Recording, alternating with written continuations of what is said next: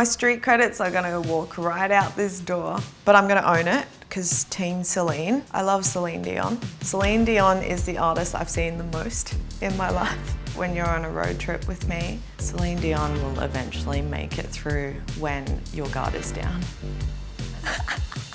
I love how everyone's shocked but can't audibly react.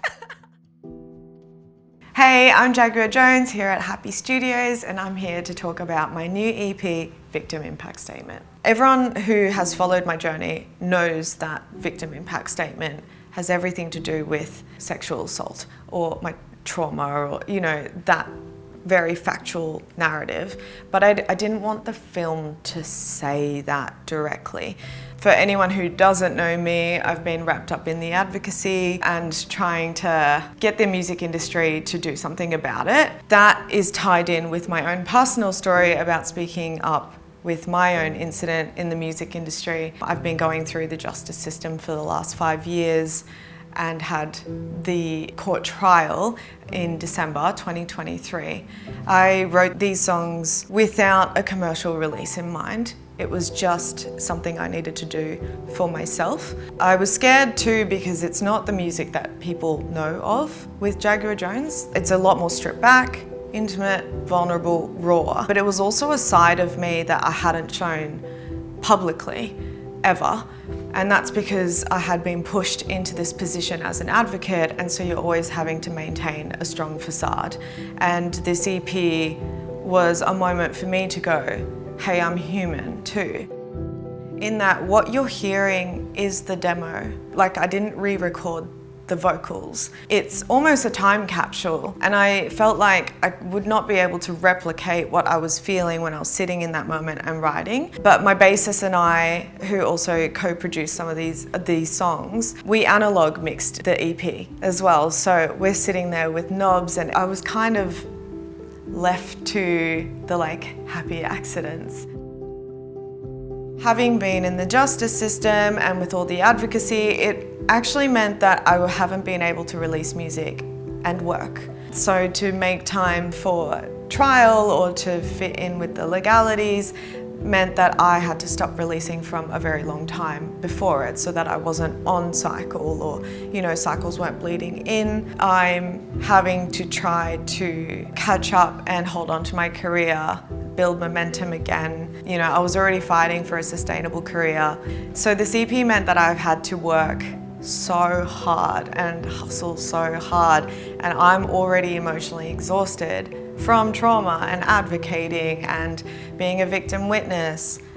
But I had to push myself even further if I wanted to keep my career too. It's disheartening that a lot of this work falls onto the people who are at the bottom or are marginalised or wear the everyday trauma, because they're the ones that are driven to change it. I would say a lot of people don't quite understand the burden. A lot of that change we see come through, there's a lot of behind the scenes and pushing and navigating and dealing with.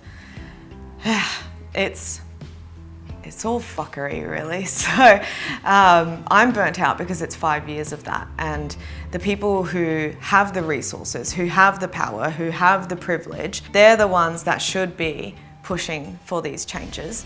But I've had to do that, and so many others have had to do that without that power, without that privilege, without those resources, which means it takes so much more effort. Someone in a leadership position could just lift their pinky. Yeah, I think that there's a very long way to go. And this EP and the statement that I made with this EP and the short film that I directed, it was such a small team because it's so wrapped up in my own personal trauma that I wanted to keep it small and tight, but also budget reasons, I didn't have much to work with. I felt like this EP for me was not really just about the incident and the trial or anything. It's bigger picture than that.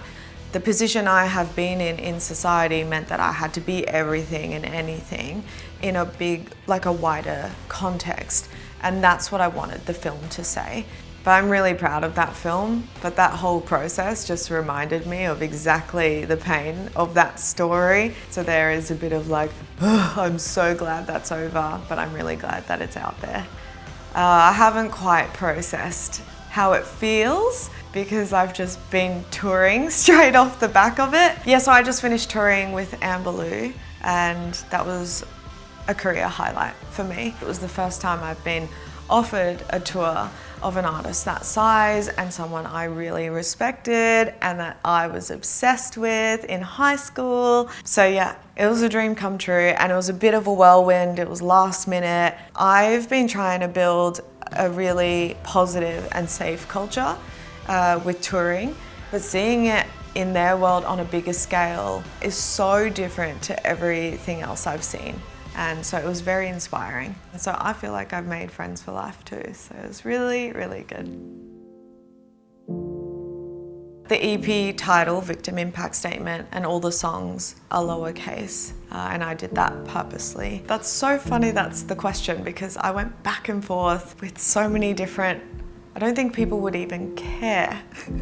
But I actually spent so long thinking about it. Bunny Mode, my debut album, was all in caps lock, and Antihero was all in caps lock as well. The songs are written in that kind of defiant nature, while I felt like this EP is a complete opposite to that. It's about shouting quietly almost, and so I felt like lowercase represented that whisper, that cry, that hurt. The EP title is quite aggressive, so I thought the lowercase would help offset that. What was the most impactful gig you ever went to? I've loved Celine Dion since I was little. I even went to Las Vegas by myself to see Celine Dion. I was living in the US at the time, so it's not as crazy as it seems, but I still would do that now anyway. I bought her Las Vegas residency so early for my birthday that I got like front and center. And what that meant was I had broken up like a group of women that were going together. So I had the group of women on this side and a group of women on this side. They'd all traveled from Siberia. And so you could just see them just like annoyed that I've just cut their friendship circle right in the middle and couldn't talk to each other, couldn't enjoy Celine Dion because me by myself right in the middle. You could feel the animosity at the start, but then throughout the concert, Celine Dion melted all of our hearts. And eventually I realized the women had grabbed my hands and we looked at each other and we were all crying together. And even though we couldn't speak English, I definitely couldn't speak Siberian, like we were speaking the same language, which was Celine Dion. And then afterwards we all hung out. So my mum loves Celine Dion too. Immigrant parents, they love Celine Dion's and the Bryan Adams. And so I got them to help me pick out a present for my mum because, you know, it's like a similar age demographic. So I was like, do you think my mum would wear this? And I'd be using Google Translate and they're like, no, like this, you know. So they were just like helping me shop for my mum and I was helping them choose their sizes, and I'd be like, me in my 20s with a bunch of 60-year-old women. Anyway, it was impactful for me because music brings people together, and I feel like Celine does everything with passion. It might not be your slice of passion, but she throws her heart into everything, and I feel like that inspires me as well as an artist. Oh my God, so good. I really love Celine Dion. If this cuts through anywhere, I hope I can meet you. I just hope I can just like shake hands. Just one. What would you say to her? I don't think I could speak. I feel like I would just cry.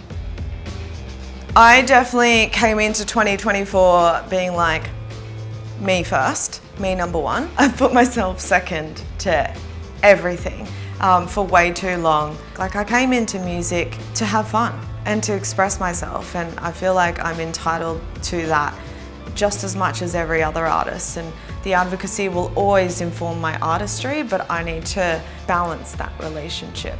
And so I want to be able to have fun with myself as an artist, and I'm charging forward, working on a second album. It's not as heavy, it's just fun. And so I'm looking forward to, if I am allowed to say, just like, fuck you everyone, and just write what I want to write. I'm giving myself the permission to be who I want to be as an artist, authentically, and move on from the last 5 years of my life. It's Jaguar Jonze's time now, and I'll do it my way. See ya. Thanks so much for having me, Happy. It was so nice to come back here. Stay tuned as I work on my second album. Everyone speaks Celine. We are unified by Celine. Titanic would be nothing without her. Exactly. What would Rose and Jack do without Celine? Like, their hearts won't go on. Oh my God.